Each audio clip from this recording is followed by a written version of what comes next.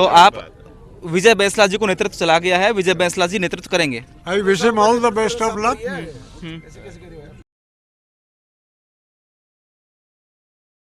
नमस्कार एंड प्रणाम। आपका बहुत बहुत स्वागत है पंचायती विद पॉडकास्ट पर, जहां पर हम नॉलेज और एंटरटेनमेंट के साथ में करने वाले हैं ढेर सारी पंचायती हमारे गेस्ट के साथ में। और आज जो हमारे गेस्ट हैं और उनका जो सब्जेक्ट है वो काफ़ी प्रिटी इंटरेस्टिंग है, जो आप पहले बार लोगों को पता लगेगा। इवन जो गेस्ट है वो खुद एक पॉलिटिशियन है, बट उनका अगर छोटा सा बैकग्राउंड का अगर ब्रीफ दूं मैं, तो आपने काफ़ी सारी मल्टीनेशनल कंपनीज को रन किया है, एज ए सीईओ के तौर पर सर्व किया है, और एक अच्छे खासे बड़े ऑफर्स को, सीईओ की पोस्ट को ठुकरा के आज वापस आप अपने पिताजी के लिए सोशल लाइफ में इन्वॉल्व हुए हैं। जी हाँ, इनका नाम है विजय बैंसला जी, और आज का जो हमारा सब्जेक्ट है वो एक शख्सियत पर है जिनका नाम है कर्नल किरोड़ी सिंह बैंसला। तो आइए हम सर से बात करते हैं। प्रणाम सर। नमस्कार सर, आपने अपने फादर के एक कॉल पर यूएई में दुबई में अपनी सीईओ की पोस्ट को छोड़ के वापस समाज सेवा में एंट्री कर ली।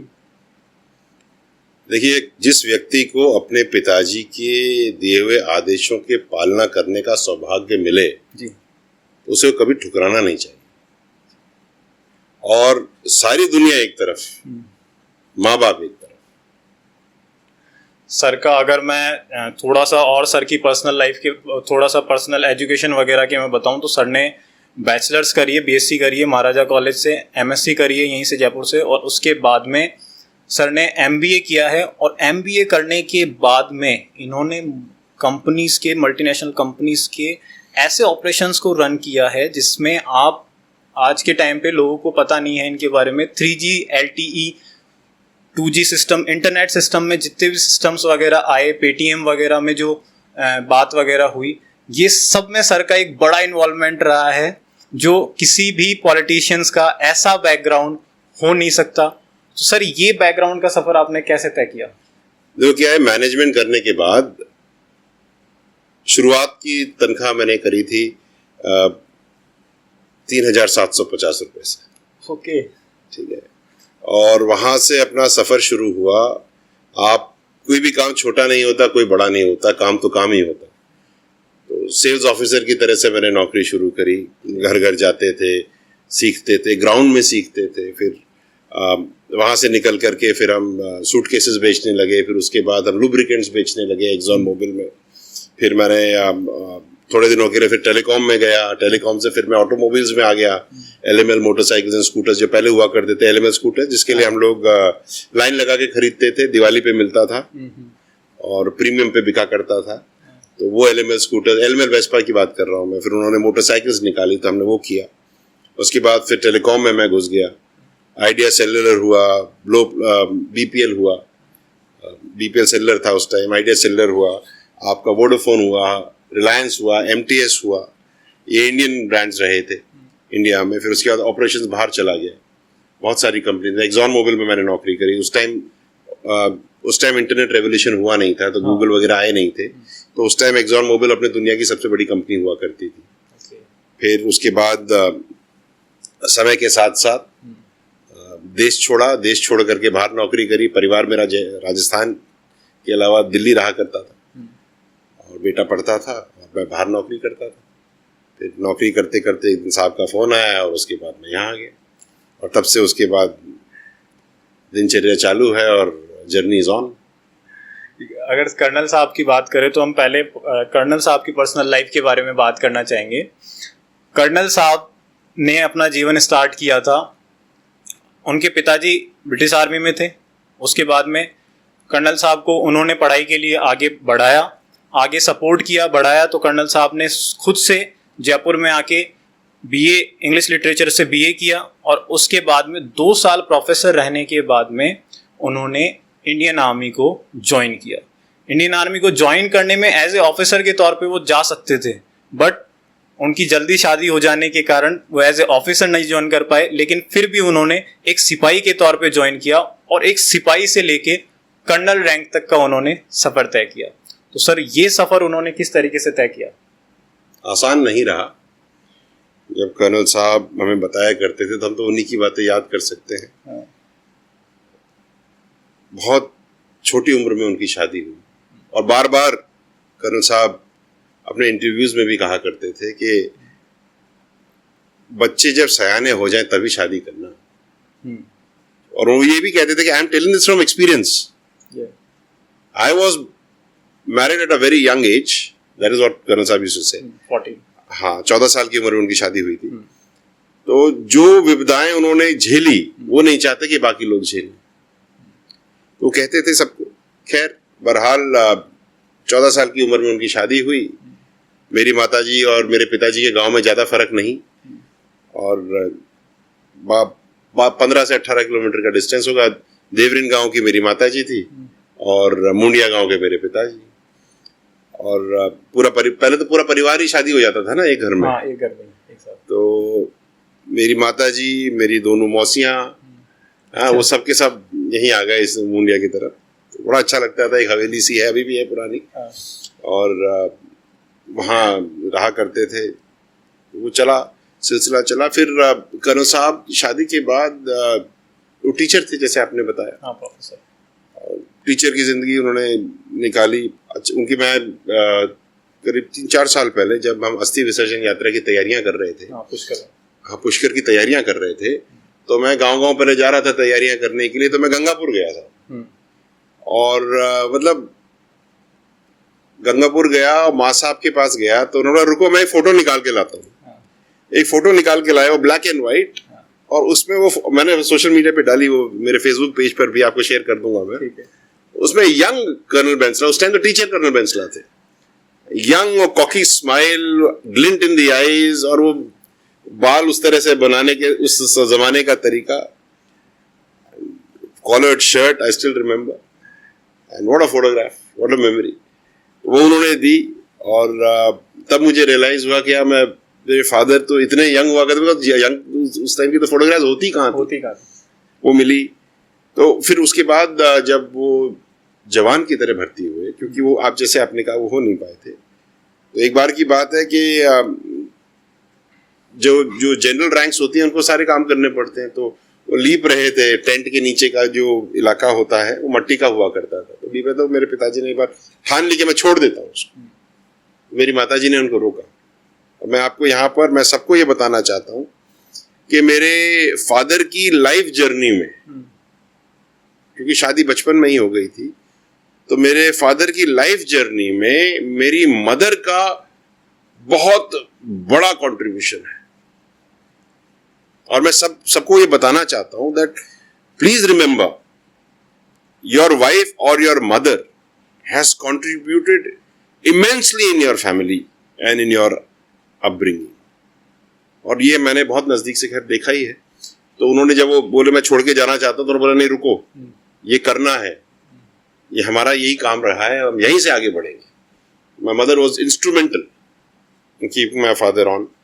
फिर उसके बाद तो you know how history has happened, फिर वो वॉर्स हुई और उनको फिर कमीशन मिला, और द स्टोरी गोज ऑन। लेकिन my mother has been pivotal in the whole system. No doubt sir, mother और वाइफ का रोल बहुत बड़ा रोल होता है। और आपकी इतना लंबा आपका भी मैरिड लाइफ हो गई है, मैम यही है, तो नो डाउट मैम का भी बहुत बड़ा रोल है एब्सोल्युटली। और अगर उनका रोल नहीं होता तो शायद वो आज इंडियन आर्मी में नहीं होते, शायद वो इतने बड़े सोशल वर्कर नहीं होते जी। बट अगर हम आगे की बात करें तो 61 की वॉर उन्होंने लड़ी, इंडो चाइना वॉर, 65 की वॉर उन्होंने लड़ी, और 71 की वॉर जी। बट मैं 65 के बारे में अगर थोड़ा सा अगर आपको जानकारी हो तो मैं जानना चाहूंगा, 65 में वो प्रिजन ऑफ द वॉर रहे, तो कभी उन्होंने बताया हो कि वो उस टाइम में क्या प्रिजनर। आप अभी जब कर्नल साहब की पुण्यतिथि थी तो उनके बड़े भाई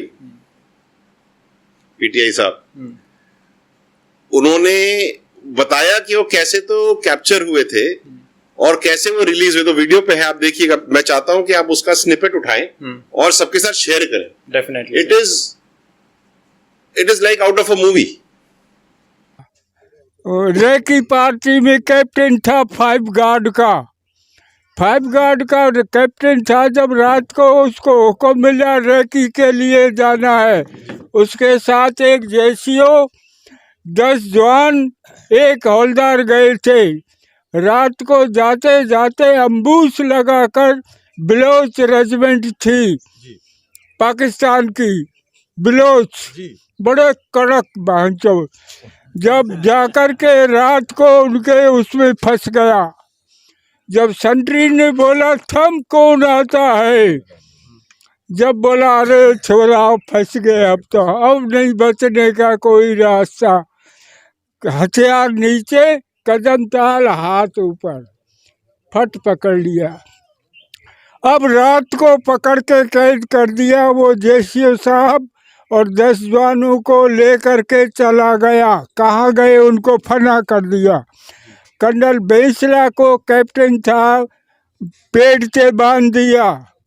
जब मेरे पिताजी थे, पाकिस्तान का कर्नल था इब्राहिम लोधी, उसने उसको रिपोर्ट दी कि सब एक इंडियन अफसर पकड़ा। हो कहाँ है वो? अरे जब पूछा तुम किधर के रहने वाले, जिला सवाई माधोपुर। जिला तो कौन गुजर। अरे गुजर तो मैं डेल्टा कंपनी का कमांडर था और मेरा दफ्तर अंदर था हवलदार बच्चू राम का मेरा पिताजी था। अच्छा तेरा पिताजी था, लिख दिया उसने वार फ्रंट ऐसा कुछ लिख के और पीछे भेज दिया था। 6 महीने रहा। 6 महीना के बाद उसको बहुत ताड़ना दी। ताड़ना दे के जब अटारी इससे बॉर्डर से वापस हुए, उनके कह दिया इंडिया ने वापस करे और पाकिस्तान ने हिंदुस्तान करे। जब कर्नल बेंसला की पेंट सही मानो कूले से फटी हुई थी, जब आके वो रहा। ठीक है। कर्नल साहब की जैसे आपने बताया, मेरे दादाजी ब्रिटिश आर्मी में थे, तो मैं भूल रहा हूँ उस व्यक्ति का नाम। तो जब कर्नल साहब कैप्चर हुए तो जो अफसर था, जब सेग्रीगेशन चल रहा था, तो एक अफसर आए। अफसर ने बोला कि भाई, पूछा कौन से गांव से, थोड़ा अलग से खड़े रहते थे, तो उन्होंने जब बताया कि मैं इस गांव करौली से हूं और करौली में मुंडिया गांव से हूं, तो उन्होंने मेरे दादाजी का नाम लेके बताया कि तुम उसको जानते हो क्या। तो जब मेरे पिताजी ने कहा, वो मेरे फादर हैं, मेरे पिताजी हैं, मेरे बाप हैं वो, तब उन्होंने, वो आदमी तो मेरे नीचे मेरे को सर्व करता था। तो कर्नल साहब को साइड में खड़ा किया गया, नहीं तो बात ही नहीं होती, कोई कहानी अलग होती। तो जो कहते हैं ना कि बाप का पुण्य बेटा कमाता है, ये सार्थक है। और ये उन्होंने बताया, और फिर ये भी बताया कि जब वो प्रिजनर ऑफ वॉर होकर के रिलीज होकर के आए, तो उनकी पैंटें फटी हुई थी, बिल्कुल पहचान में नहीं आ रहे, पतले से थे, लेकिन उनकी जील, उनका एंथुजियाज्म अडिग था। वो रही कहानी उसकी। और कर्नल साहब भी हमें बताते थे जब वॉर हुई थी तो कैसे कैसे हालात हुए थे, सब जानते हैं। बट वो एक स्टोरी रही, एक बात रही। और उसके बाद में फिर हम जब आगे बढ़े तो कर्नल साहब को फिर कमीशन मिला और कैप्टन बने, मेजर बने। एंड एक बात बताऊं मैं, क्योंकि बात चली गई। हाँ जरूर। तो कर्नल साहब जब हमने होश संभाला, हम कुंभीग्राम पोस्टेड थे, मैं उस टाइम 2nd स्टैंडर्ड में था, कुंभीग्राम असम में था। तो जब हम जाते थे वहां पे, तो कर्नल साहब वहां पहुंचे, पोस्टिंग होके गए थे हम लोग। ट्रेन से जाते थे तो 2-2, 3-3 दिन लग जाते, नॉर्थ ईस्ट एक्सप्रेस वगैरह जाती थी। वहां पहुंचे तो एक तंबू सा था, तंबू से में हम लोग रहने लगे। मैं, मेरी सिस्टर छुट्टी पे आई हुई थी, वो MGD में पढ़ती थी। मेरे भाई, मेरे जो ताऊ जी के बेटे थे, हुकुम सिंह जो ब्रिगेडियर हैं वो, और जय सिंह जो अभी मेजर जनरल हैं वो, मैं था।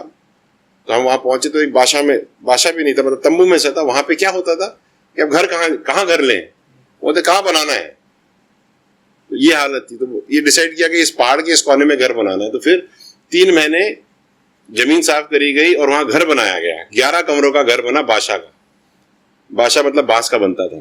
11 कमरों का घर बनाया गया। और वो काले खटके हुआ करते थे पुराने जमाने के, वो ब्लैक वाले वूल से, ठीक है। और वो खटके होते थे, और खटका ऊपर से एक लकड़ी की पट्टी के ऊपर तार लटके आता था एल्यूमिनियम का।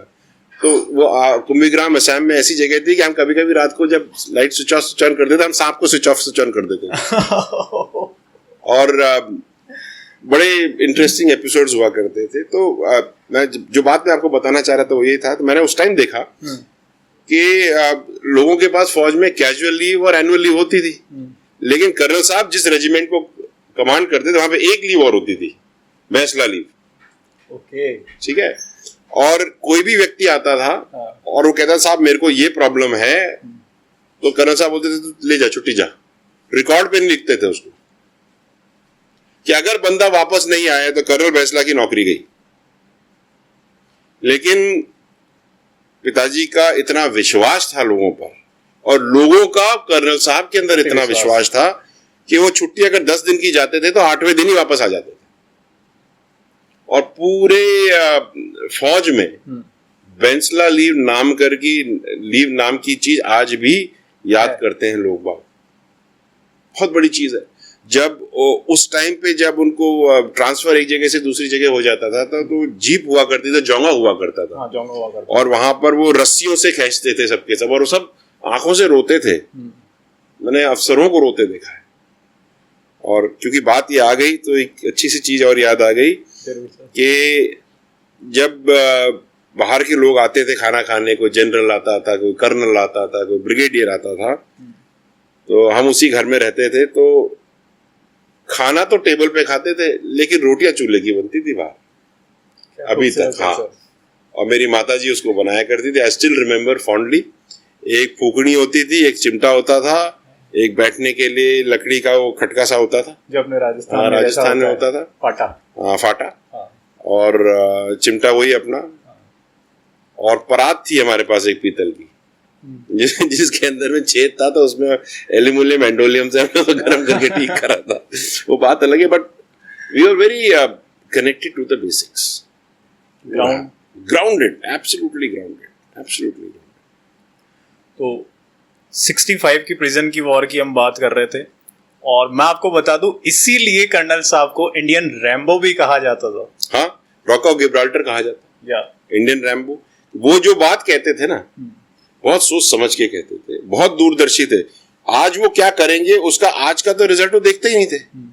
15 साल बाद, 5 साल बाद, 20 साल बाद उसका क्या रिजल्ट होगा, उसके ऊपर उनका नजरिया रहता था। बिल्कुल, he was not bothered about छोटी मोटी चीजें, पॉलिटिकल पोजीशंस, बड़ी बड़ी महत्वाकांक्षाएं उनके पास थी ही नहीं। आफ्टर मेरी माताजी के देहांत के बाद, और रिटायरमेंट के बाद देहांत हो गया मेरी माताजी का, और उसके बाद फिर जब वो वापस समाज में आए, मैं एक बात बताऊं आपको, लोग कहते हैं कि ये शुरू कहाँ से हुआ। मेरा भी यही प्रश्न आने वाला होगा मेरे पास। उसमें ऐसा था कि कर्नल साहब बताते थे कि जब वो गांव जाते थे, बहुत साल पहले, जब वो छोटे थे, तो गांव में नाजिम आया करता था, जिसको आप SDM कह लो या तहसीलदार कह लो या जो भी कह लो, उस समय नाजिम कहा गया। तो जब गांव में नाजिम आता था तो उस नाजिम का स्वागत करने के लिए महिलाएं अपने सर पे पानी का झेड़ लेके जाया करती थी कि शुभ घड़ी है भाई, आप हमारे यहाँ आ रहे हो। वो साहब ने बोला जब ये नाजिम बन सकता है तो हम लोग क्यों नहीं बन सकते। सही बात। इसमें कौन से सुरखाब के पर लगे हैं, बस एक ही सुरखाब का पर लगा है कि ये पढ़े लिखे। इनको कैसे ना कैसे तरीके से लोगों के पास वो अपॉर्चुनिटी थी कि वो पढ़ लिख गए, एग्जाम दे गए, नाजिम बन गए। तो हम भी पढ़ेंगे लिखेंगे, अपॉर्चुनिटी लेंगे और हम भी नाजिम बनेंगे। तो वह उस सोच, और ये तब की सोच है जो 14-15 साल के थे वो। अच्छा, जब टीनेज में थे वो टीस तो लगी जाती है ना भाई। हाँ। कांटा लग जाता है, कांटा निकल जाता है, लेकिन कांटा लगा था वो बहुत दिनों तक महसूस होता रहता है, टीस लगी रहती है। और वो टीस कर्नल साहब को उनके इंतकाल हुआ, उनका देहांत हुआ, तब तक थी कि मेरे समाज की लड़की कलेक्टर नहीं बनी, उसने मेरे दरवाजे गाड़ी का दरवाजा नहीं खोला। क्योंकि उनको हर जगह यही कहते थे कि मैं ये जिस गांव में जाते थे वो यही कहते थे। आप जितने भी उनके इंटरव्यूज और स्टेटमेंट्स और भाषण सुनेंगे, तो जैसे अगर आपके गांव चले गए, चोमू चले गए, तो वो कहते थे कि मैं मेरी यही इच्छा है कि चोमू की लड़की, मैं चोमू आऊं और चोमू की कोई राम प्यारी मेरी गाड़ी का दरवाजा खोले और कहे कि साहब मैं यहाँ की कलेक्टर हूँ, आप मेरी ऑफिस में एक कप चाय पी लो। और ये चीज उनके देहांत तक पूरी नहीं हुई। उनके हर वीडियो में ये चीज झलकती हर में ये वही नाजिम वाली टीस है। और इस चीज ने समाज और लोगों को इतना प्रेरित कर दिया कि आज लाखों बच्चे, हजारों बच्चे उनके कारण गवर्नमेंट सर्वेंट हैं और बहुत आगे जाके अब सर्व कर रहे हैं एज ए कलेक्टर। और सर ने ही मुझे अभी आंकड़ा दिया कि लास्ट टाइम फर्स्ट ग्रेड और सेकंड ग्रेड के एग्जाम्स में, टीचर एग्जाम में एक साथ 1200 एमबीसी बच्चे, गुर्जर समाज, रेबारी समाज, जो अब तक पिछड़े हुए थे, लोहार समाज, उनके 1200 बच्चों ने एक साथ एग्जाम्स क्लियर किए हैं। और काफी सारे आईएएस आरएस अब इन एमबीसी समाज से भी आने लगे हैं।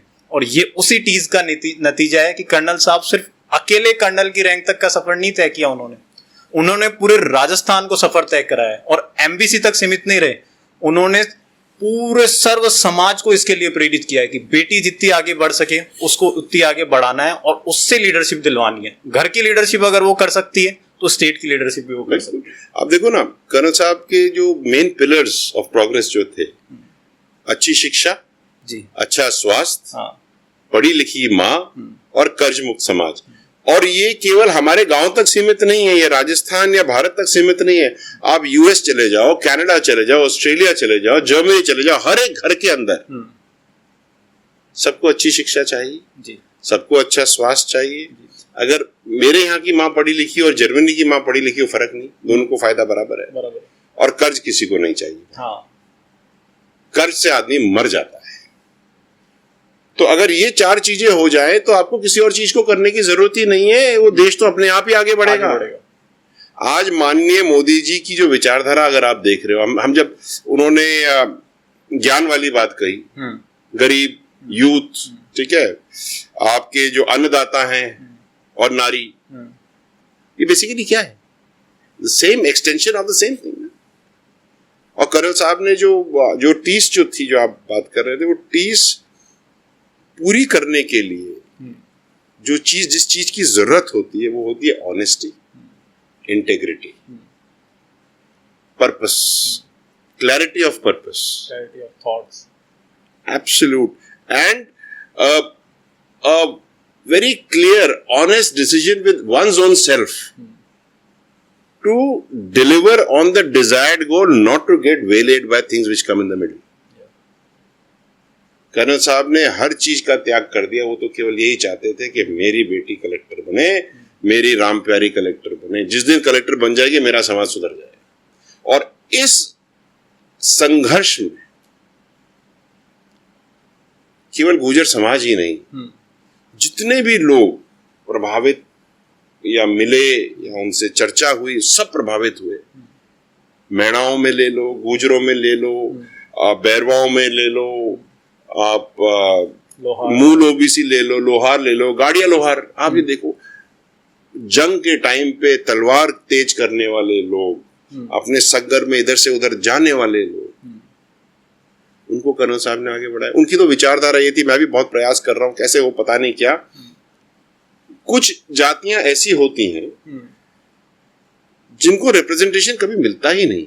हाँ, दैट्स ट्रू, करेक्ट। हाँ, तो कर्नल साहब ने बोला, यार एक मनोनीत एमएलए तो होना चाहिए। सही बात। ये कॉन्स्टिट्यूशनल चेंज की बात हो रही है, ठीक है, कि केवल जीत कर ही आए जरूरी तो नहीं। जो जिंदगी में कभी जीत ही नहीं सकता, उसके पास वो संपदा ही नहीं है, उसके पास वो वोट बैंक ही नहीं है, उसके पास वो आवाज ही नहीं है, उसको विधानसभा में एक बार आवाज देने का मौका तो दो। एक मनोनीत एमएलए तो बनाओ, 1 साल के लिए, कम से कम आप उसकी पीड़ा का हल तो नहीं कर पाओ, कम से कम उसकी पीड़ा सुन तो लो। ये बड़ी बात है साहब।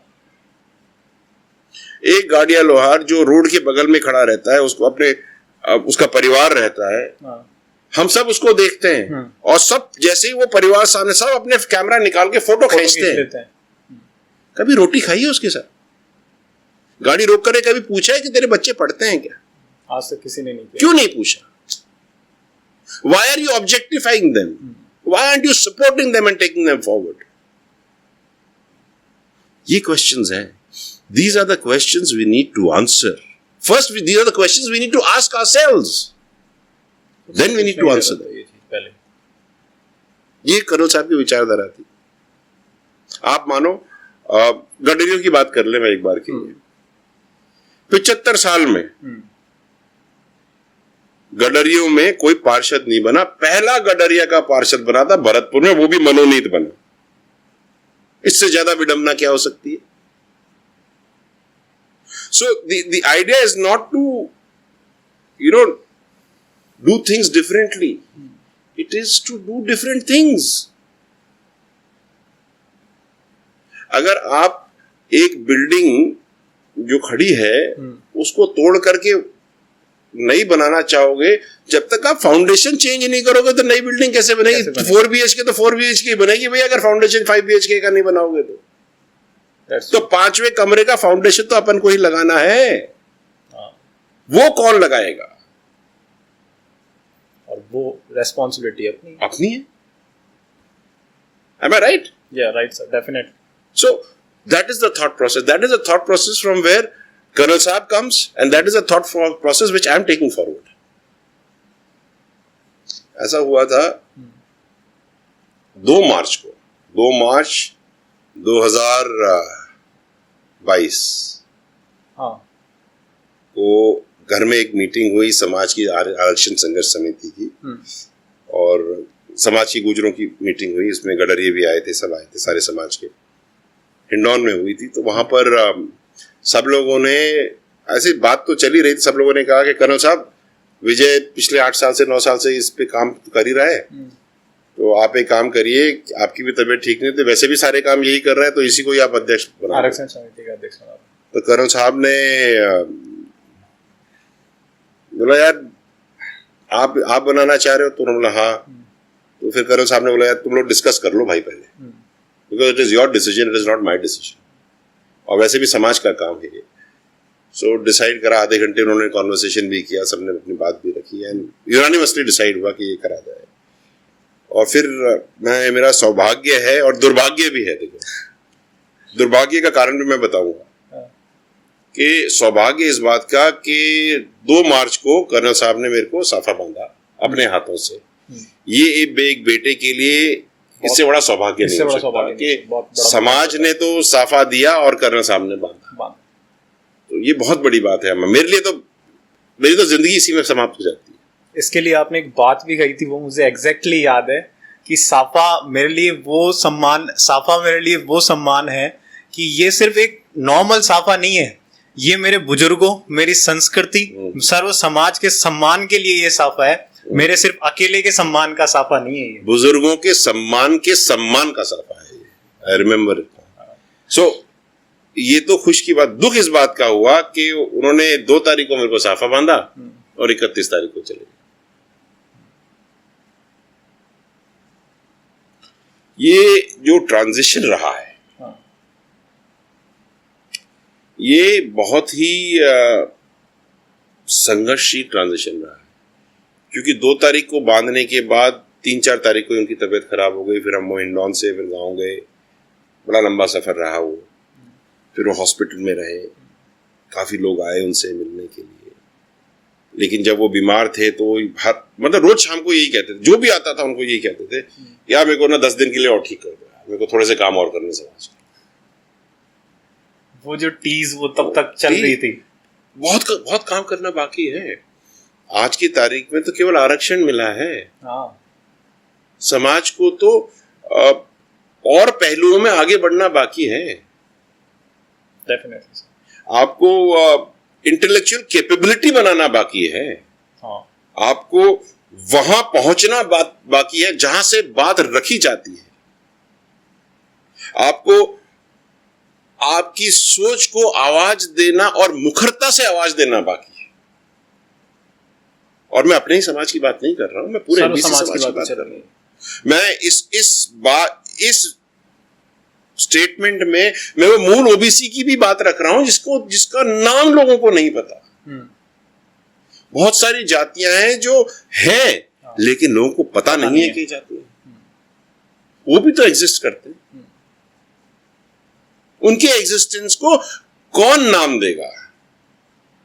विदाउट नाम वो आगे बढ़ नहीं पा रहे। बढ़ रहे हैं, but why not together as a strong force? Who stopping you? Nobody stopping you. Right. Thought, legacy, change the legacy. वही 5वां कमरा लगाना है नींव में, बेस चेंज कर दे। बेस चेंज करना पड़ेगा। अब हमारे समाज में तो बेस चेंज हो गया ना, बच्चे पढ़ने लग गए। डेफिनेटली सर, मैं खुद अभी जिन टीचर्स के पास अभी ज्वाइन करने की सोच रहा हूँ मैं अपनी आगे की पढ़ाई के लिए, वो खुद गुजरे। हाँ, so I am really impressed, I am very happy. मैं जहाँ जाता हूँ मुझे कोई ना कोई गुजर मिल जाता है, पढ़ाता हुआ गुजर मिल जाता है, सरकारी नौकरियों में गुजर मिल जाता है, प्राइवेट ऑर्गेनाइजेशंस में गुजर मिल जाते हैं, लिंक्डइन पे गुजर मिल जाते हैं मुझे, ऑफ ऑल द थिंग्स। और मैं अगर मेरे दोस्त का अगर किस्सा आपसे जाहिर जैसे अभी कर रहा था, मेरे दोस्त के पिताजी दूध बेचते हैं सर जी, और उसने हमारी क्लासेस को टॉप किया है बीएससी में। मास्टर्स तो उसने खैर करी नहीं, उसके बाद में वो कंटिन्यू आरएस की प्रिपरेशन कर रहा है और मेरे को लगता है वो अपने फर्स्ट एग्जाम में मेंस एग्जाम लिखने जा रहा है, फर्स्ट प्री क्लियर किया है, डायरेक्ट मेंस क्लियर किया है और अब मुझे उस पर पूरा कॉन्फिडेंस है कि वो मेंस भी क्लियर कर लेगा, जबकि उसका बैकग्राउंड ये है कि उसने खुद ने दूध बेच बेच के खुद को पढ़ाया है। तो एक बात बताओ, हम लोग ये समझते हैं कि जो व्यक्ति दूध बेचता है, जो व्यक्ति लोहे के सामान बनाता है या जो बकरियां चराता है, वो आगे नहीं बढ़ सकता क्या? क्यों नहीं सर? ये माइंडसेट है। हाँ, ये रियल में माइंडसेट अभी तक है ग्राउंड में। ये माइंडसेट बदलने का समय आ गया है। ठीक है, जब एक चाय बेचने वाला व्यक्तित्व का व्यक्ति अगर प्राइम मिनिस्टर बन सकता है, अगर हमारे गांव के और संगठन के बिल्कुल आखिरी छोर से निकल करके आगे आकर के संगठन में काम करके चीफ मिनिस्टर बन सकता है। ठीक है, अगर 14 साल की उम्र का व्यक्ति जिसकी शादी हुई 14 साल में, वो एक कर्नल बन करके, युग पुरुष बन करके अपने अल्टीमेट लेवल्स तक रीच करके उनका देहांत होता है और वो एक व्यक्ति से एक विचारधारा बन के खत्म होते हैं। यार, वो लोहा पीटने वाला भी तो लोहा बन सकता है। कर्नल बैसला की जर्नी यहीं तक नहीं है, जितने इन्होंने किस्से बताए हैं वो सब कम है। हर बार हर इंटरव्यू में उनकी कुछ ना कुछ नई चीजें निकल के आती हैं और अगर घर घर में अगर करौली, हिंडौन हर जगह जाके देखेंगे, एमबीसी समाज के अलावा भी आज भी घर घर में उनकी पूजा करी जाती है। बट ये पूजा का आधार स्टार्टिंग उनकी सर ने जैसे बताया कि कहाँ से, वो आर्मी से ही चल रही थी वो स्टार्टिंग, बट उसको समाज में उन्होंने नाम कैसे दिया, रिजर्वेशन के थ्रू ये नाम स्टार्ट हुआ सर का, इंटरनेशनल लेवल पे रिजर्वेशन के थ्रू सर को जानने लगे। तो पहले कर्नल साहब के रिजर्वेशन की स्टोरी के बारे में सर से जानते हैं कि कैसे रिजर्वेशन के लिए आइडियाज आए और किस तरीके से उन्होंने स्टार्ट किया। सर, कर्नल साहब ने क्या है कि जब आरक्षण की बात करें ना, तो लोगों को पहले समझ में नहीं आता था आरक्षण है क्या चीज, होता क्या एक्चुअल में। कभी कभी तो शुरुआत में कर्नल साहब बताते थे, यार चलो, लोग सोचते थे चलो जयपुर चलेंगे, आरक्षण खरीद के ले आएंगे। हम, ये हंसने वाली बात नहीं है, हमारा एक्सपोजर ही इतना कम था गांव का। धीरे धीरे कर्नल साहब ने, उनकी टीम ने, ठीक है, 270 से 280 कुछ मीटिंग्स करी, नुक्कड़ मीटिंग, 10 लोगों की, 1000 लोगों की, 2000 लोगों की, 15, 50,000 की, 1.5 लाख की मीटिंग्स करते गए, छोटी छोटी नुक्कड़ मीटिंग्स करते गए। और लोग कहते थे कर्नल तो बावला है, ऐसे मिलता है कि आरक्षण। लेकिन जब आपके पास वही है ना, presence of mind, integrity, honesty towards a purpose होता है, तो काम होते जाते हैं। कर्नल साहब लोगों से मिलते गए, बात करते गए और धीरे धीरे ये काफिला आगे बढ़ता गया। और फिर पहली रेल रोकी गई हिंडौन में 2008। तब जब पहली ट्रेन रोकी गई और उसके बाद से फिर तो हिस्ट्री, एक बार आरक्षण मिला, फिर 1% मिला, फिर आंदोलन हुए, फिर उतर गया, फिर बढ़ा, फिर 2019 में जाकर के आखिरी में मलारना डूंगर में आंदोलन हुआ, जहां से मैं उस टाइम तक तो मैं आ चुका था। और जैसे मैंने आपको पहले जब अपन बात कर रहे थे, तो मैं 2 साल तक तो कर्नल साहब के पास आने के बाद केवल चुपचाप से देखता ही रहा कि भाई क्या है मैटर, लोगों को समझा, चीज़ों को समझा और फिर धीरे धीरे मेरा इन्वॉल्वमेंट बढ़ा। और 2019 का जो आंदोलन था उसमें काफ़ी सक्रिय भूमिका रही। मैंने कर्नल साहब से एक चीज़ की निवेदन किया था, मैंने कर्नल साहब अपन दोनों मिलके करेंगे, आप आते रहिए, आप जाते रहे, आप अपने कन्वीनियंस पे आए, इसको मैं हैंडल करता हूँ एक अलग तरीके से। तो अलग तरीका तो कुछ नहीं था, मैंने अपने सारे पत्ते सबके सामने खोल के रखे थे, फुल ट्रांसपेरेंसी से हमने आंदोलन किया, कोई कमरे में कोई मीटिंग्स नहीं करी, जो भी मीटिंग पटरी पे होंगी टेबल पर, क्योंकि बार बार क्या चर्चा होती थी कि हम कुछ भी करें हम टेबल पे हार जाते हैं, टेबल पे हार, ये एक ना धारणा बन गई थी, टेबल टॉक करना, टेबल टॉक। तो हमने कहा टेबल ही यहाँ लगाएंगे ना सबके बीच में, टॉक भी यहीं करो जिसको करनी, लोगों के बीच में बात, हाँ बात करो। अब लोगों के बीच में बात करने में सरकार घबराए, हमको मेरे को बहुत प्रलोभन दिए इस चीज के उस चीज के, ये कर देंगे वो कर देंगे। मैंने कहा भाई साहब आप ये कर दो, बाकी हम सब खुद कर लेंगे। और आरक्षण हमें मिला, बाकी तो आपको सब पता ही है। फिर पुलवामा हुआ तो कर्नल साहब ने देश हित में हमने वो आंदोलन स्थगित कर दिया, स्थगित किया, खत्म नहीं किया, और आज तक वो स्थगित है, खत्म नहीं हुआ है, याद रखें।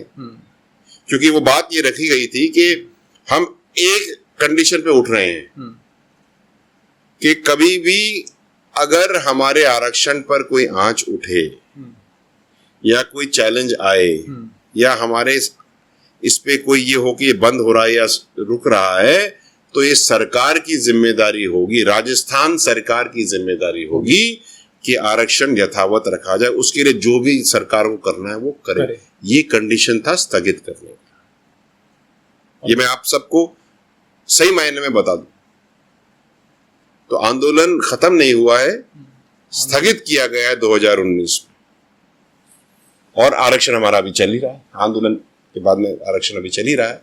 और पुलवामा के बाद आपको मैं बताऊं, जैसे आपको बता रहा था कि जब हमने आंदोलन स्थगित करने की घोषणा करी कर्नल साहब ने, तो हम सब ने मिलकर के पटरियां खुद अपने हाथों से साफ करी, और मेरे ख्याल से आधे घंटे 45 मिनट बाद तो वहां ट्रेन चल गई, वो भी एक्सप्रेस ट्रेन।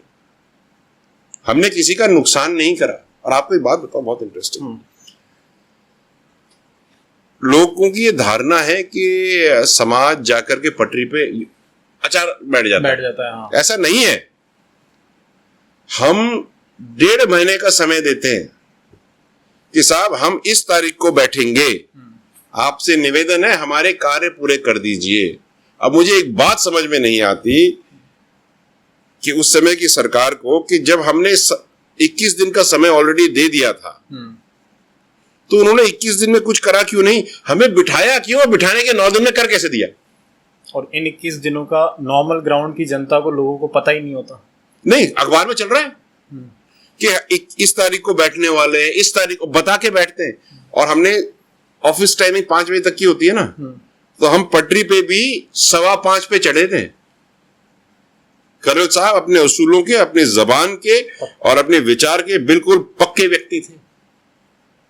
उन्होंने कहा कि यार अपन ने आज का समय दिया है, 5 बज जान दो, अच्छा 15 मिनट और दे दो ग्रेस के, हो सकता है उनको खबर नहीं मिली, फोन है, फिर 15 मिनट और दे दो। फिर जब वहां से कोई पत्ता ही ना हिले तो फिर उन्होंने बोला आप चले।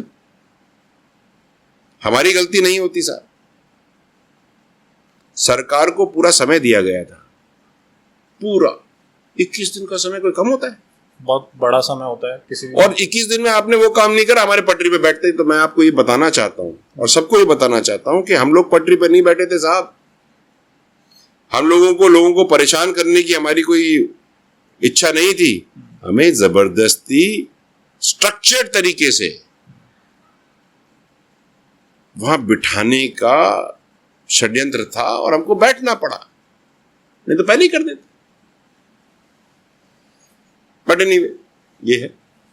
और इसी 2019 की जिसकी सर बात कर रहे हैं, 2 साल पहले सर एक्चुअली आ भी चुके थे अपनी सीईओ की पोस्ट को छोड़ के वहाँ से, जैसे हमने पहले बात करी। तो इसी 2019 में बहुत से लोगों को नहीं पता है कि कर्नल साहब तो स्टार्टिंग से मेहनत करते ही आ रहे थे आरक्षण के लिए, बट सर का इसमें बहुत बड़ा रोल था। सर ने पूरा स्ट्रक्चर डिज़ाइन किया, क्या क्या समझौते होंगे, क्या क्या शर्तें होंगी, कैसे उस रिजर्वेशन को 5% तक लाया गया। और सिर्फ सर ने गुर्जर कम्युनिटी को आधार नहीं बनाया है। लोगों को यूँ लगता है एमबीसी रिजर्वेशन सिर्फ गुर्जरों के लिए। एमबीसी रिजर्वेशन सर ने उन सब बैकवर्ड जातियों के लिए भी रखा है जिनको आज तक गवर्नमेंट देख ही नहीं पा रही है, जो आज तक लोगों की नज़रों में ही नहीं है। सर मैं एक मेरे ननियाल का एग्जाम्पल देना चाहूँगा। मेरे ननियाल में रेबारी समाज रहता है जी। रेबारी समाज के रिश्ते तो काफ़ी दूर दूर होते हैं और काफ़ी कम घर होते हैं। कुछ गाँव में 5-10 गाँव में से कोई 3-4 परिवार ऐसे होते हैं, ऐसे रेबारियों के, ऐसे ही गाड़ियों लोहरों के। उनको जब जॉब के लिए या पढ़ाई के लिए कहा जाता है तो उनके स्टार्टिंग से उन बेचारों की मेंटलिटी ये बना दी गई कि नहीं आप जॉब वॉब के लिए नहीं बने, आप तो बकरियां चराने के लिए उसके लिए बने। हाँ ठीक बात है। और कर्नल साहब जब आए हैं उसके बाद से लोगों ने बच्चों को पढ़ाना स्टार्ट किया, वो रिवोल्यूशन स्टार्ट हुआ। बिल्कुल। और आप देखो ना, ये अब औसतन 20 साल का आंदोलन का समय रह गया, हो गया जब से बात उठी, पढ़ाई की बात उठी। तो अब जो बच्चा 20 साल का कॉलेज जा रहा है ना, ये तो आंदोलन और इसके बाद की पैदाइश है। तो आपको फर्क दिख रहा है, फर्क आंकड़ों में भी नजर आ रहा है, आंकड़ों में भी दिख रहा है। और मैं बहुत खुश हूँ इस बात से, वेरी हैप्पी। मेरे को कॉर्पोरेट लाइफ में भी दिख रहे हैं ना गुजर और गडरियों के और रेबारियों के, बड़ा अच्छा लगता है। It's a pleasure to watch them. और सर का ही उस मेहनत का परिणाम था वो। साथ में कर्नल साहब का तो था ही, नो डाउट, उन्होंने ही उस बेस को, उस नींव को बनाया था। बट सर का ही उस मेहनत का परिणाम था कि आज जो एमबीसी समाज को 5% रिजर्वेशन है, उसका क्रेडिट बहुत सा सर को भी जाता है। और इसीलिए हम सर के बारे में भी कुछ थोड़ी सी बात करना चाहेंगे। सर एक तो हम बात कर रहे थे कॉर्पोरेट लाइफ में आप रहे हैं, 24 साल आपने कॉर्पोरेट लाइफ में एज ए CEO और काफ़ी सारी मल्टीनेशनल कंपनीज को भी रन किया है। तो अभी हम पहले बात कर रहे थे अफगानिस्तान वगैरह में भी आपने। हाँ, 13 साल वहाँ था। वो तो अफगानिस्तान तो टेरेन ही अलग है। हाँ, डिफिकल्ट ज्योग्राफीज का टेरेन है वहाँ पे, एंड इंसर्जेंसी बहुत ज़्यादा है। तालिबान का नाम तो आपने सुना होगा। तो वो रहा काफ़ी डिफिकल्ट था, बहुत इंटरेस्टिंग था। लेकिन क्या है ना कि अफगानिस्तान और भारत में लोगों के बिहेवियर में कोई ज़्यादा फर्क नहीं है। आपको मैं बताऊं, इंटरेस्टिंग है आपके लिए सुनने के लिए, कि वहाँ पर जो FM रेडियो चलता है उसमें हिंदी गाने चलते हैं, ठीक है। हाँ, और रेडियो पाकीज़ा है। हाँ। और चलते चलते सबसे पहले शुरू होता है सुबह सुबह, और सलमान खान के बड़े फैंस हैं वहाँ पे सारे। हाँ हाँ, देवानंद, मोहम्मद रफ़ी, बड़े गुलाम अली खान, बड़े चाव से सुनते हैं लोग बात। हिंदियों में गालियाँ भी देते हैं, इससे ज़्यादा मैं और क्या कहूँ आपको, ठीक है। तो Hindi is a secondary language for them. और अब दिल्ली में अगर आप लाजपत नगर चले जाएं तो ऐसा लगता है कि वो अफगानिस्तान ही बसा हुआ है। यहाँ पे बहुत अच्छे लोग हैं वहाँ के, बहुत मिलनसार, बहुत प्रोग्रेसिव। और अब काफ़ी चेंजेस हुए, लेकिन जो समय मेरा रहा, बहुत अप्स एंड डाउन्स उसमें मैंने देखे। लेकिन मैंने एक चीज़ की, मेरे को खुशी है इस बात की कि हमने भी वहाँ पे, जैसे भारत में टेलीकॉम में बड़े सारे नवाचार किए, वहाँ भी हमने नवाचार किए। अफगानिस्तान एक बहुत डिफिकल्ट टेरिटरी है, टेरेन है, ज्योग्राफी है। तो वहाँ पे जो अफगान नेशनल फोर्सेस, जो आर्मी है, उनको तनख्वाह देना बहुत मुश्किल होता था। अच्छा। क्योंकि वो लोग बहुत दूर दूर तक रहते थे। और मैं बात कर रहा हूँ 2011 की, 11-12 की। अब तो अपन 2024 में। उस समय में सैलरी कैसे पहुँचाया जाए, पैसे कैसे पहुँचाया जाए। तो आज तो हम जिसको पेटीएम और ये फोन पे वगैरह जो टेकन फॉर ग्रांटेड है स्मार्टफोन्स में करते हैं, उस समय हमने टेक्नोलॉजी डिराइव करके, प्लान करके, सैलरी डिसबर्समेंट नॉर्मल वाला जो फ़ोन होता है ना, कीपैड वाला फ़ोन, उसमें हमने करवा दिया। तो उसमें क्या होता था कि तनख्वाह तो मिलती थी आपको, और आप बैठे हो किसी पहाड़ के ऊपर, तो तनख्वाह आपके फ़ोन में आ जाती थी, और आप अपने फ़ोन से अपने बीवी बच्चे को ट्रांसफ़र कर देते विद इन 2-3 मिनट्स। और ये कहानी है पेटीएम, फोन पे, इनसे पहले की कहानी है। ये कर चुके हैं, been there, done that, finished. और सर की एलिजिबिलिटी, और राजनीति में ऐसी इस एलिजिबिलिटी का कोई व्यक्ति नहीं होगा। और इसका अंदाजा आप इस चीज से लगा सकते हैं कि LTE इंटरनेट सर्विस जो स्टार्टिंग में हम यूज लेते थे, अभी भी 4G के साथ बहुत से फोनों में LTE लिखा हुआ आता है, और MTS फोन जो आते थे, इवन 3G फोन के ऑपरेशंस में सर का बहुत बड़ा रोल रहा है। हाँ, इंडियन ऑपरेशंस में काफी रहा मेरा। इंटरनेशनल ऑपरेशंस में भी टेलीकॉम का तो मैं हार्डकोर बंदा ही हूँ। इनफैक्ट मैं टेलीकॉम का बंदा वैसे नहीं हूँ, ठीक है। मैं तो सेल्स एंड मार्केटिंग वाला बंदा, सूटकेस बेचा करता था मैं। फिर उसके बाद में मैं लुब्रिकेंट्स बेचा करता, ऑयल बेचा करता, एक्सॉन मोबिल का वो जो लाल घोड़े वाला आता था। फिर मैं टेलीकॉम में आया। अब क्या है कि जब किसी इंडस्ट्री में आप आओगे तो आपको इंडस्ट्री तो समझनी पड़ेगी ना। तो फिर जो बड़े बड़े स्विचेस होते हैं, जो टेक्निकल जो सिस्टम होता है, उसमें मैं दिन भर अपना सेल्स का काम करता था। रात को जाकर के स्विच में जो इंजीनियर्स हैं उनके साथ बैठ करके समझता था चलता कैसे है। और मेरी वाइफ बैठी हैं, उनको पता है कि मैं रात को 1-1, 2-2 बजे आता था, स्विच गांधीनगर बैठा करता। तो जब वो समझा, जब तक आप उस चीज को समझोगे नहीं तब तक डिलीवर कैसे करोगे। तो जब एक बार समझ गए तो हम इसके अंदर अथॉरिटी बन गए। तो मैं, मेरे साथ 2-4 कलीग्स और हैं। एक उस समय में हम जब टॉप 50 वर्ल्ड टेलीकॉम एक्सपर्ट्स के नाम जब गिनते थे, उनमें हमारा भी नाम शामिल था और हमारे साथ बहुत सारे इंडियंस का और नाम था। So this is something to be actually proud for in India. इसीलिए आप देख सकते हैं कि इंडिया का कंट्रीब्यूशन इतना छिपा हुआ भी नहीं है जितना लोगों को लगता है। और आप जो शख्सियत हमारे साथ है, हमें भी पहले इस बात की जानकारी नहीं थी कि सर का बैकग्राउंड, सर ने जब मुझे पढ़ाया कि तू मेरे बारे में जानता है, कितना जानता है, उसके बाद में जब मैंने डिटेल्स देखी तो मैं आपको एक्सप्लेन नहीं कर सकता। इवन हर मार्केटिंग से लेके इंटरनेट सर्विस से लेके आईटी तक सर ने हर एक ऑपरेशन मल्टीनेशनल कंपनीज के एज ए लीडर के तौर पे सर्व किया है, ऑपरेट किया है जी। और ऐसे व्यक्ति अब राजनीति में, राजस्थान की राजनीति में इन्होंने एंट्री ली है। तो सर से बात राजस्थान की राजनीति पे करते हैं। सर, आपको टिकट, आपने बीजेपी ज्वाइन करी कर्नल साहब के साथ में 2019, 10 अप्रैल 2019 को माननीय अमित शाह जी के सानिध्य के साथ करी थी। हाँ, और उसके बाद में सर ने बीजेपी में भी काम करना जारी रखा, आरक्षण समिति में भी काम करना जारी रखा। आरक्षण समिति के क्रियान्वयन नहीं हुआ था, उस क्रियान्वयन का काम भी 2021 में वापस एक छोटा आंदोलन से करके उसको क्रियान्वयन तक पहुंचाया। इसके बाद में सर को देवली उनियारा से टिकट मिली। सर, देवली उनियारा से आपको टिकट मिली और उसके बाद में आपका ये राजनीतिक सफर जो स्टार्ट हुआ वो कैसे हुआ? कि काफ़ी सारी चीज़ें अभी बात भी कर रहे थे कि देवली उनियारा की क्या स्थिति है और उस टाइम पे चुनाव में आपको क्या देखने को मिला? आप तैयारी तो कहीं और की कर रहे थे। हाँ, मैं तैयारी तो हम आसिन से कर रहे थे, लेकिन शीर्ष नेतृत्व का आदेश आया तो आदेश होता है और जो भारतीय जनता पार्टी आदेश देगी उसकी पूर्ण तरह से पालना होगी। तो हम देवली उनियारा उतर गए और क्योंकि वहां की प्लानिंग नहीं थी तो आप वो कहते हैं ना कि you land and running and then suddenly you realise कि जाना कहाँ है। तो जब हम वहां पहुंचे, अब सामाजिक तौर से तो आते जाते रहते थे, लेकिन राजनीतिक तौर से जाना तो बिल्कुल ही गेम ही अलग है। तो दशहरा के दिन मैं पहली बार देवली उनियारा घुसा और सबसे लंबी कॉन्स्टिट्यूंसी है, करीब 137 किलोमीटर एक कोने से दूसरे कोने की है। एक तरफ आपका केकड़ी लगता है, दूसरी तरफ आपका खंडार लगता है। तो मैंने कैलकुलेट किया कि 26 दिन की कैंपेनिंग में मैंने करीब 21 से 24 हज़ार किलोमीटर गाड़ी चलाई और गांव ढाणी में गया, सबसे मिला और बहुत अच्छा एक्सपीरियंस रहा। एक्सपोजर बहुत अच्छा रहा। पहला चुनाव रहा मेरा, बहुत कुछ सीखने को मिला। लोग, जब कोई पहली बार आता है तो उसके साथ एक बैकग्राउंड जाता है और कुछ लोग ढंग से मुझे समझ नहीं पाए और इलेक्शन के बाद रिजल्ट तो आ गया 3 तारीख को और 3 तारीख को जब रिजल्ट आया, 4 तारीख को मैं कार्यालय आ गया। 5 तारीख को जब मैं जा रहा था वापस तो मीडिया के लोगों ने पूछा अब आप क्या करेंगे? मैंने कहा अगले इलेक्शन की तैयारी करेंगे। वो तो अगला इलेक्शन कौन सा? मैंने कहा लोकसभा की तैयारी नहीं करनी क्या? 25 में से 25 सीटें जितानी है तो तैयारी तो आज से ही होगी। तो ये भी चर्चा चली कि फिर कैसे क्या। मैंने कहा कोई भी आए, भारतीय जनता पार्टी कमल का फूल हमारा कैंडिडेट है और हम उसको जिताएंगे। तो उसमें हम लग गए।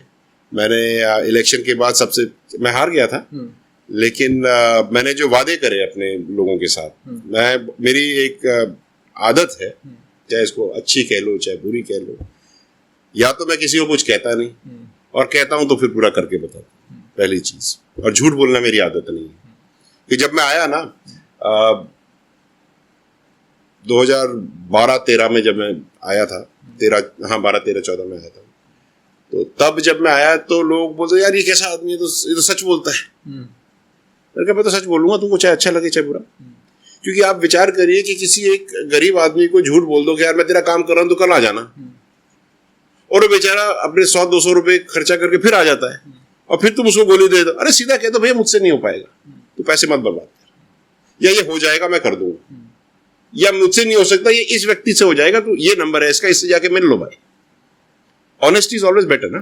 तो वो किया। अब क्या है कि लोगों को जब इलेक्शन के बाद जब मैंने ऑफिस खोली और मैं गांव-गांव काम कराने लगा, तो सबसे बड़ी दिक्कत वहां पे पानी की है भाई। पीने का, जब परिवार में पीने का पानी ही ना हो तो ये सब तो सब धरा रह जाता है, कोई मतलब ये ढोल मजीरे सारे के सारे। तो फिर मैंने जितने भी अपने जल जीवन मिशन के इंजीनियर्स थे और आपके ठेकेदार थे, पहले तो उन सबको बुलाया, पहले तो एक दिन मीटिंग ली। मीटिंग लेने के बाद बोला मैंने कल सुबह 9 बजे आ जाना भैया। बोला क्या करना है? मैंने कहा आपके साथ चलूंगा मैं, गांव-गांव एक एक पाइप देखूंगा और कहाँ दिक्कत आ रही है बताओ मुझे। काटना है पाइप तो काटेंगे, जोड़ना है पाइप तो जोड़ेंगे, अगर गांव वाले दिक्कत करें तो हम उनको समझाएंगे, और आप लोग दिक्कत करें तो हम आपको ठीक करें और आपको समझाएंगे।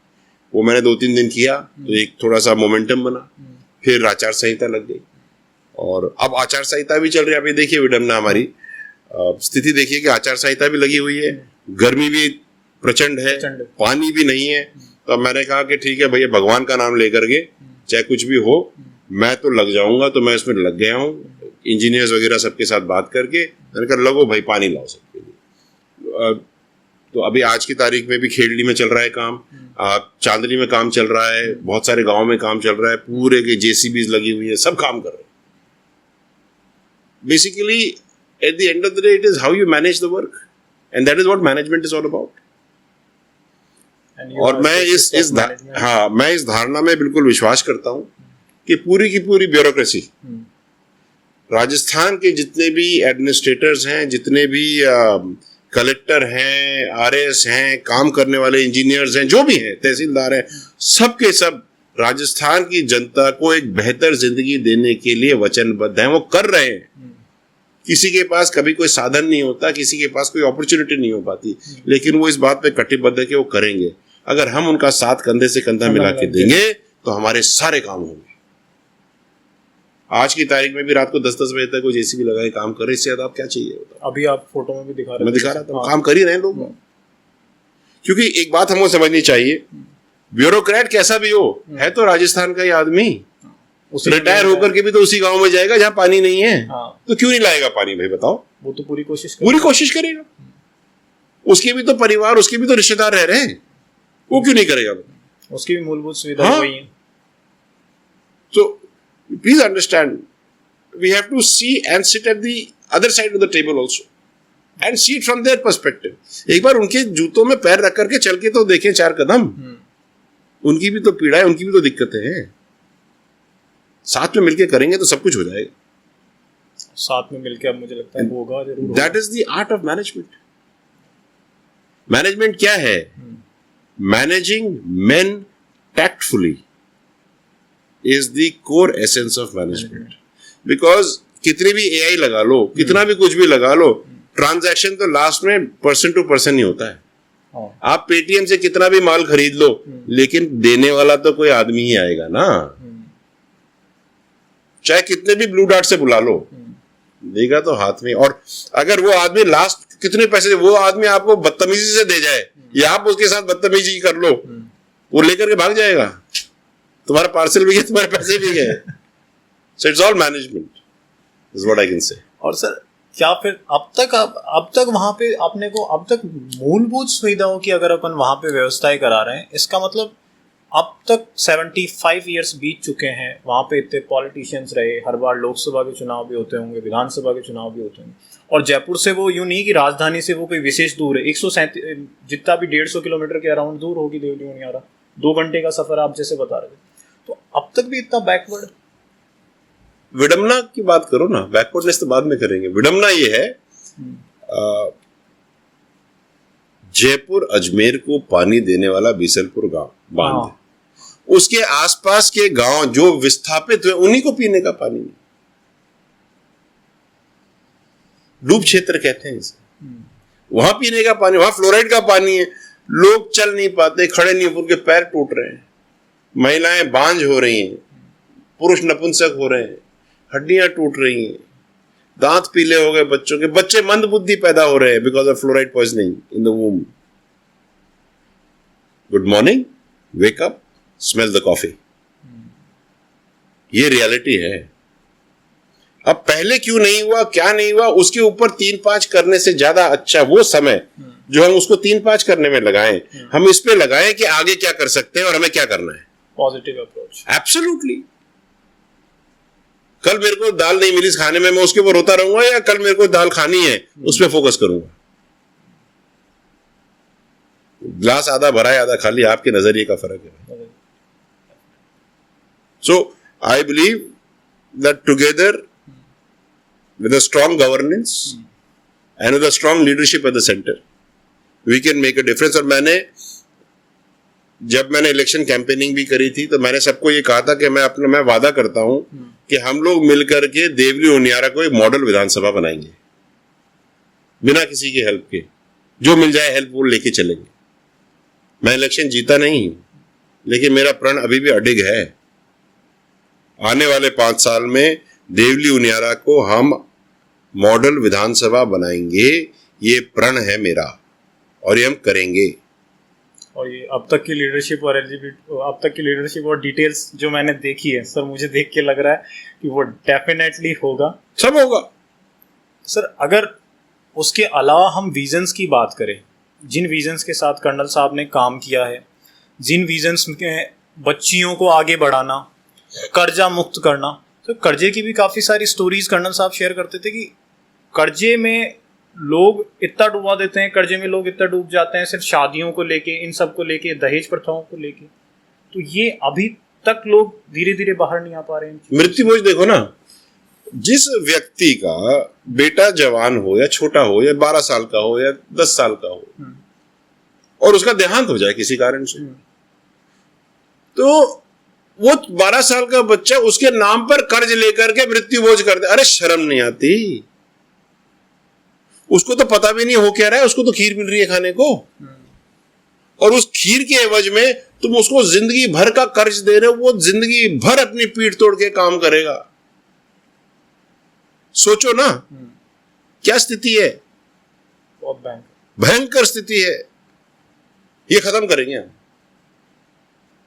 बहुत सारे लोगों ने समझदारी से, गांव के गांव ने मृत्यु भोज बंद कर दिया, और मैं धन्यवाद देता हूं इन गांव के लोगों को, इनकी महिलाओं को, इनके पुरुषों को, इनके युवाओं को, जिन्होंने ये सार्थक कदम लिया है। इससे अच्छा पुण्य नहीं हो सकता। उस व्यक्ति की सोचो ना, उस बच्चे का क्या हाल होता होगा। वो अपने आप को बंधुआ मजदूर बना दे तो वो उसका करेगा नहीं पूरा। और जो भौरा है, शराफ पैसे देने वाला, वो तो रोज आ जाता है डंक मारने। आप गांव जाइए, गांव की परिस्थिति देखिए। मैं तो पीछे 8-9 साल से गांव जाता हूं, गांव में ही रहता हूं। अब तो आजकल मैं होटलों में रहने लगा हूं क्योंकि मेरे को आने की जरूरत पड़ रही है। अदरवाइज अभी भी जितना हो सकता है मेरा रात का स्टे किसी ना किसी गांव में, किसी ना किसी घर पे ही होता है। अपने ही साबुन की रिन की पट्टी लेके जाते हैं, कुर्ते धोते हैं, जो खाना मिलता है खा लेते हैं, मन करता है तो फिर 2 रोटी हम भी बांट लेते हैं। ये तो मैंने सोशल मीडिया पे देखा ही होगा आपने। तो अब जब हम वहां जाते हैं और फिर हम घरों में देखते हैं, तो जो गरीब किसान है जिसने किसी कारण से किसी शादी में या किसी के कहने में आकर कोई कर्ज लिया हो, आप उनकी स्थिति देखो। जब भौरा उसके घर पे आता है पैसे मांगने, भाई साहब मदर इंडिया मूवी तो कुछ भी नहीं है इसके सामने। वो महिला जो अंदर घर में बैठी है उसको क्या क्या नहीं कहता, देखा है मैंने अपनी आंखों से। वो पुरुष लज्जा के मारे, उसको पता ही ये होने वाला है, वो घर से निकल ही जाता है या अंदर ही बैठा रहता है, और उसकी महिला सामने आकर के सब कुछ सुनती है। शर्म नहीं आती? और ये भौरे, इन पे तो केस करने चाहिए। 2 रुपए सैकड़ा की जगह कहीं 5 रुपए सैकड़ा उठा रहे।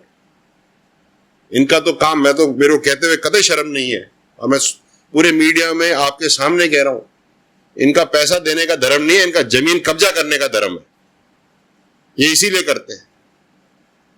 हाँ, जो लोग जरूरत कर पड़ने पर 5-6 हजार रुपए का लोन देते हैं वो मेरे को समझ में आता है, लेकिन 80,000 रुपए का लोन देने के बाद आज भी 80,000 खड़ा हुआ है और जमीन भी जब्त कर ली और केस करते हैं, और उस बेचारे अनपढ़ से खाली स्टैंप पेपर पे ठप्पे लगवा करके। क्या मैंने तो देख देख के मैं दंग रह गया हूं भाई साहब। 125 से वो 90,000 का एग्जाम्पल जो किरोड़ी वो साहब बाबा ने दिया हाँ? था वो है ही। ये ठीक करना है, ये ठीक करना है और हम इसको करेंगे। देवली उनियारा को मॉडल विधानसभा बनाएंगे। अगर आप लोग ये कार्य करते हैं तो मेरा आपसे निवेदन है कि इसको करना बंद करें।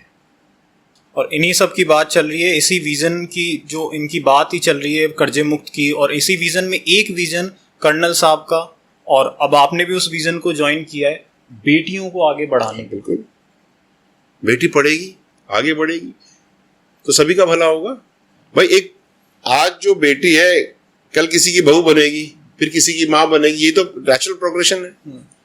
तो अगर पढ़ी लिखी माँ होगी तो बच्चों को पढ़ा तो देगी, होमवर्क करा देगी, खाना खिलाते खिलाते, रोटी बनाते बनाते। बहुत बड़ी चीज है भाई। और एक चीज का ध्यान रखना कि किसी भी घर में 2 वक्त पे एक दिन में 12 घंटे में 2 बार तो पूरा परिवार उस महिला के चारों तरफ बैठता है जब वो रोटी खाता है। उस आधे घंटे सुबह में और आधे घंटे शाम में, पूरे 1 घंटे में वो महिला पूरे घर को बदल सकती है। फिर सबको चाहिए पढ़ी लिखी बहू, चाहिए कि नहीं चाहिए? बेटी को पढ़ाओगे नहीं भैया, मेरी बेटी तेरी बहू, तेरी बेटी उसकी बहू, तो जैसी बेटी दोगे वैसी तो बहू पाओगे। तो बेटी नहीं पढ़ाओगे तो बहू पढ़ी लिखी कहां से लाओगे? ये साइकिल है, डफटेल है पूरा सिस्टम, राइट? तो बेटी पढ़ानी पड़ेगी भाई।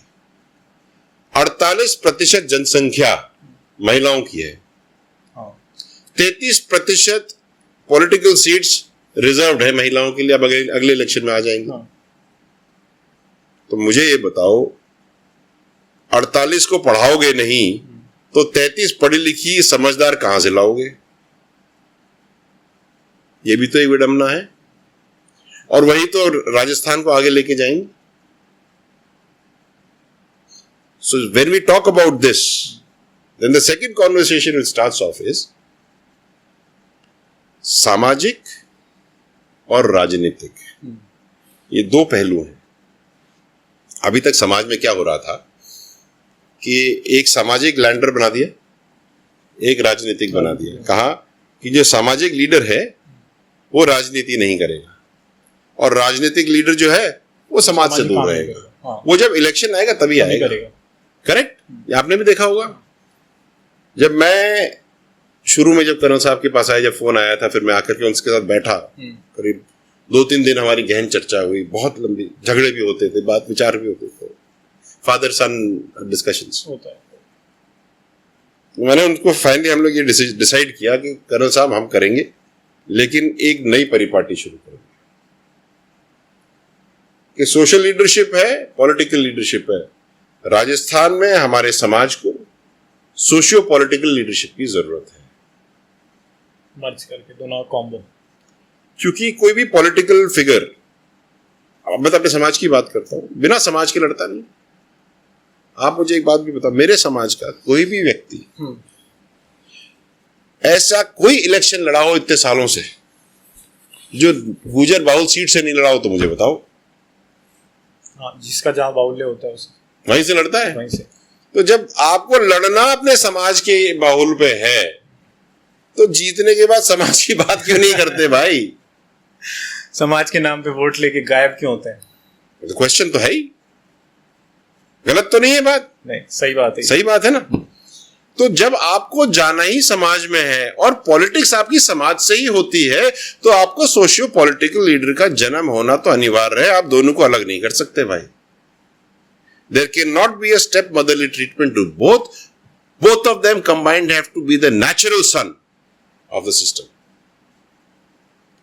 और ये हो गया शुरू। हम सोशियो पॉलिटिकल लीडर हैं, हमारे साथ और भी सोशियो पॉलिटिकल लीडर आ रहे हैं और बाकी समाजों में भी सोशियो पॉलिटिकल लीडर्स हैं।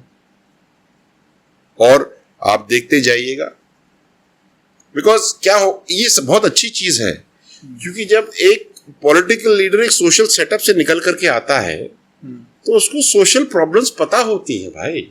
उनको पता होता है ग्राउंड पे ग्राउंड में क्या इशू है। अब आपने एक प्रश्न किया कि 75 साल से पानी क्यों नहीं है और अब हम काम क्यों कर रहे हैं, क्योंकि सोशो पॉलिटिकल लीडरशिप है।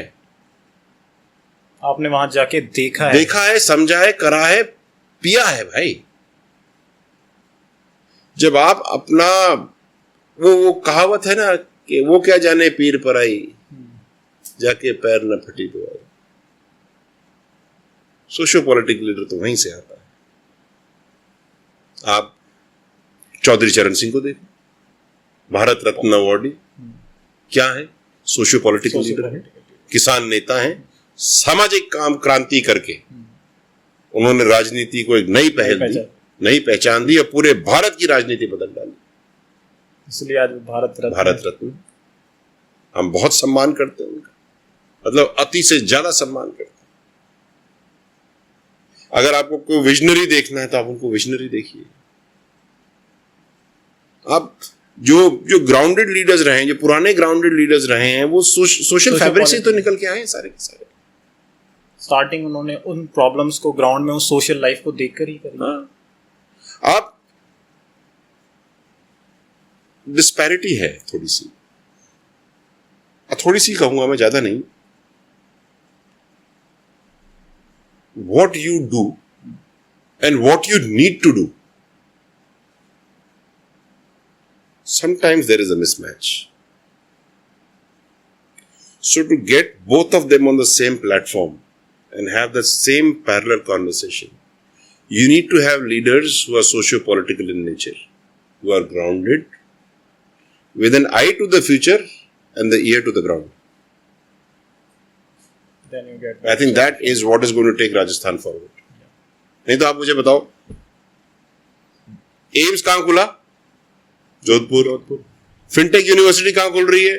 जोधपुर। ठीक है। आपके बड़े बड़े एयरपोर्ट कहां खुल रहे हैं? शहरों में। अरे भाई, जो गांव ढाणी वाले इलाके हैं वहां क्यों नहीं खुल रहे? यूनिवर्सिटीज वहां क्यों नहीं खुल रही? रेजिडेंशियल यूनिवर्सिटीज वहां क्यों नहीं खुल रही? फिर कहते कि वहां कनेक्टिविटी नहीं है। अरे बनाओगे कनेक्टिविटी तो ही तो बनेगी। मैं माननीय मोदी जी और नितिन गडकरी जी का बहुत धन्यवाद देता हूं सीरियसली, कि उन्होंने पूरे भारत को जोड़ दिया रोड नेटवर्क से। Now things are different. और वो सबके सामने है कि उनके काम पे कोई क्वेश्चन खड़ा नहीं कर सकता नितिन गडकरी जी के क्वेश्चन पे। It's a brilliant thing to do. It is taking the country forward. अब हम केवल जोधपुर को ही आगे लेके चले जाएं, या कोटा ही आगे जाए, या जयपुर ही आगे जाए, या अजमेर ही आगे जाए, तो भाई साहब हिंडौन सिटी का क्या होगा? देवली उनियारा का क्या होगा? आपके जम्वा रामगढ़ का क्या होगा? विराटनगर का क्या होगा? वहां भी तो लोग रहते हैं। वहां एम्स क्यों नहीं खुल सकता? ये प्रश्न करना जरूरी है ना। जोधपुर में क्यों खोलना? बाकी जगह आपका कामा में क्यों नहीं खुल सकता? जब रुड़की में आईआईटी खुल सकता है तो यहां क्यों नहीं खुल सकता? राजस्थान में एक भी आईआईटी, भाई एडमिशन आईआईटी ऐसे जोधपुर, मतलब आईआईटी जैसे एग्जांपल, भाई वहां पे सबके सब रेजिडेंशियल तो रहते हैं। हाँ, बिल्डिंग ही तो चाहिए। पढ़ाई तो बिल्डिंग के अंदर होती है, शहर में थोड़ी होती है। क्यों नहीं करते? क्यों नहीं इंफ्रास्ट्रक्चर? आपको बताऊं मैं, कर्नल साहब ने जितने भी ये देवनारायण योजना के जो रेजिडेंशियल स्कूल्स खुले हैं ना, कोई भी शहर में नहीं खोला है। सारे के सारे गांव में खोले हैं। हाँ। जहां पर कोई नहीं जाता। जैसे जैसे ये स्कूल्स खुले, इनके चारों तरफ पूरा इकोसिस्टम खुल गया है। वहां के लोगों को रोजगार एक्स्ट्रा मिल गया है। विजन देखिए ना। That is what we need to do. मेरे को कभी कभी ऐसा लगता है कि the state is in a flux.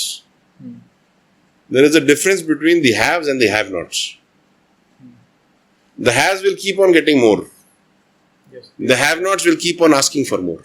Yeah. Whether they get it or not is a secondary question.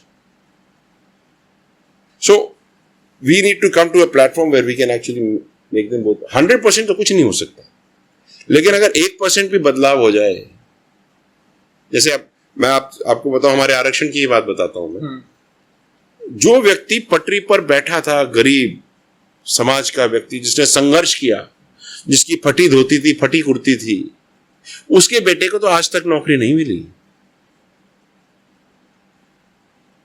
जिन्होंने फायदा उठाया वो पहले से अकम्प्लिश थे। तो जो कहते हैं ना कर्नल साहब का तेरा काम अधूरा विजय बैंसला करेगा पूरा, ये है सबसे बड़ा काम कि जो व्यक्ति जिसने संघर्ष किया, जो अब बुजुर्ग है, उसके बेटे को मैं मुख्य धारा में कैसे लेकर आऊं, आखिरी छोर के व्यक्ति को एक कदम आगे बढ़ा के मैं कैसे लेकर आऊं, ये मेरा सबसे बड़ा, मेरे मरते दम तक ये चैलेंज रहेगा। और ये जो मैंने साफा बांध रखा है, ये बाजार से नहीं खरीदे, कर्नल साहब का खुद का पहना हुआ साफा है। इसको मैं साबुन से धोता नहीं, पानी में से निकाल लेता हूं बस।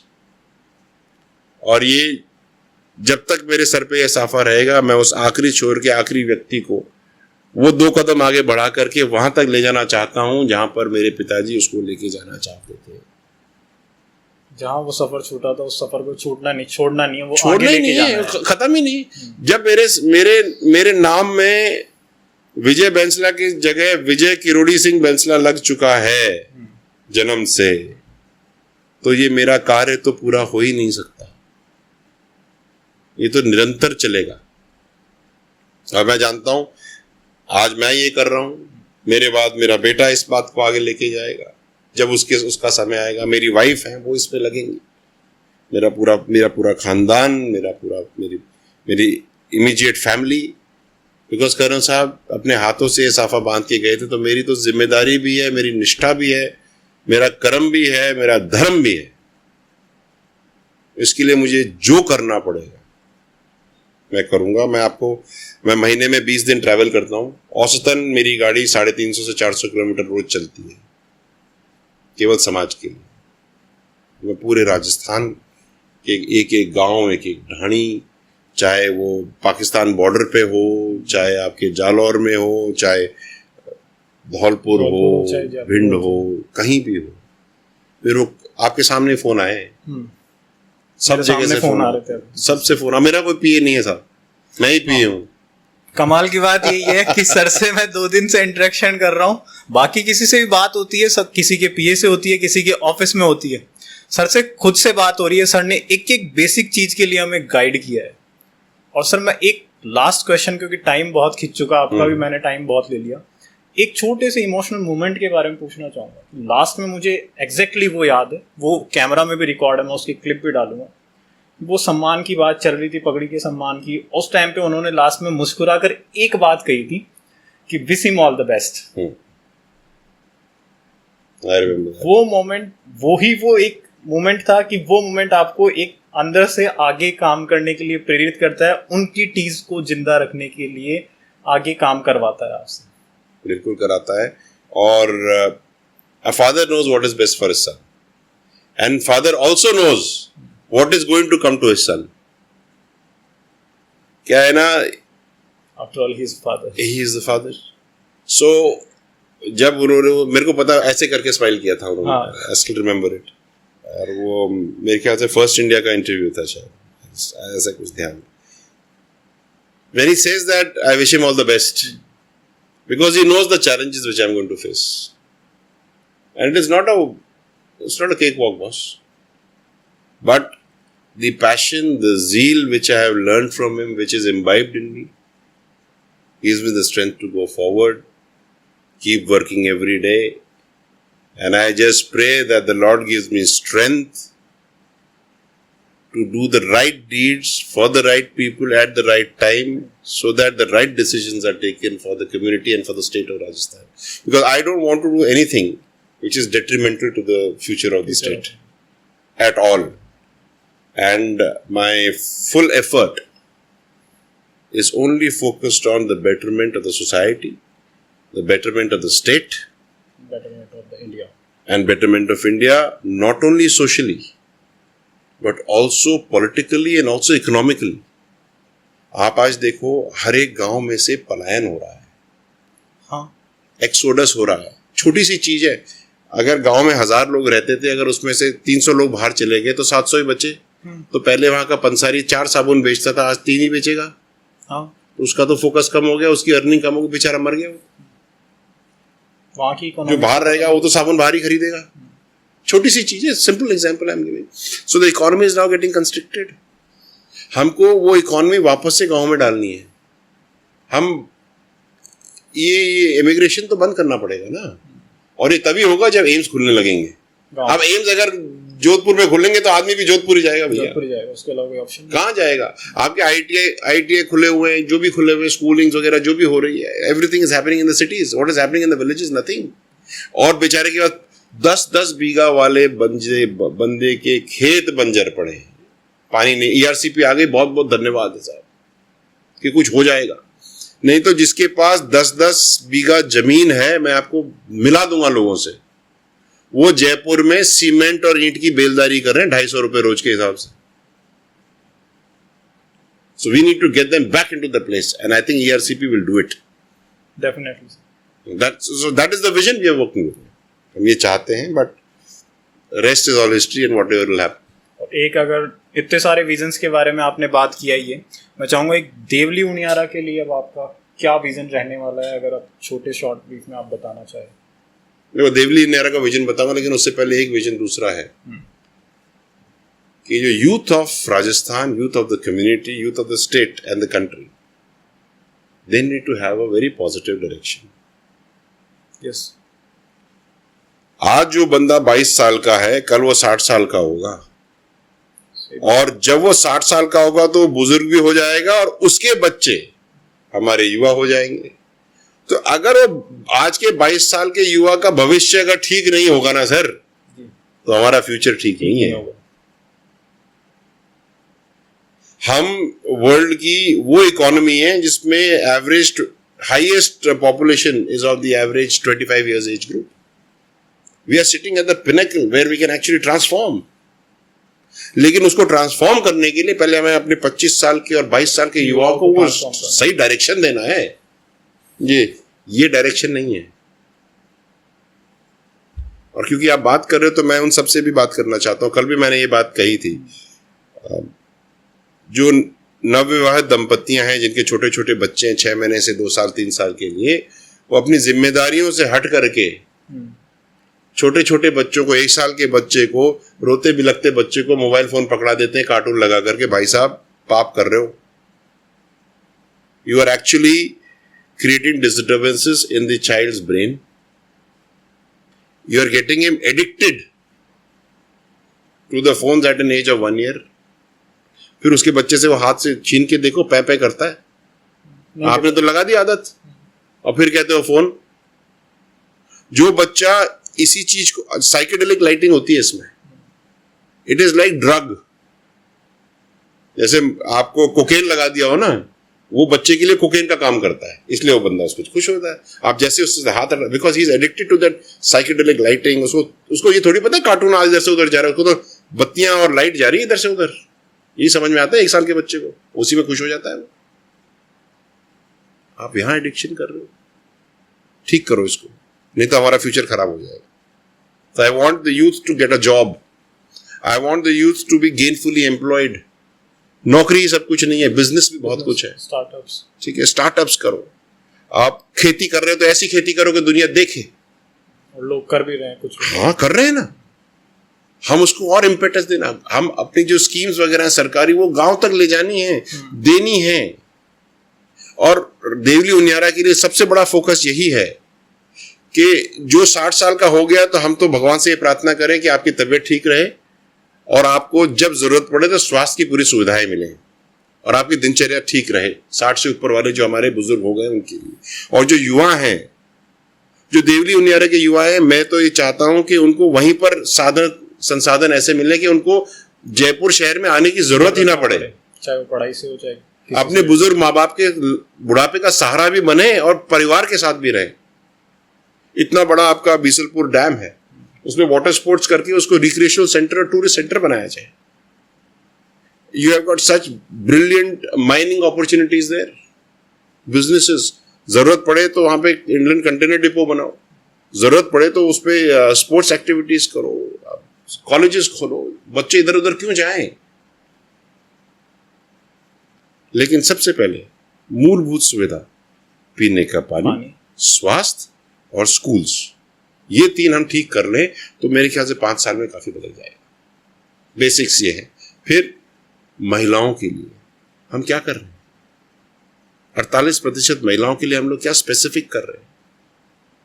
आपको मैं हिलाने वाली बात बताता हूँ।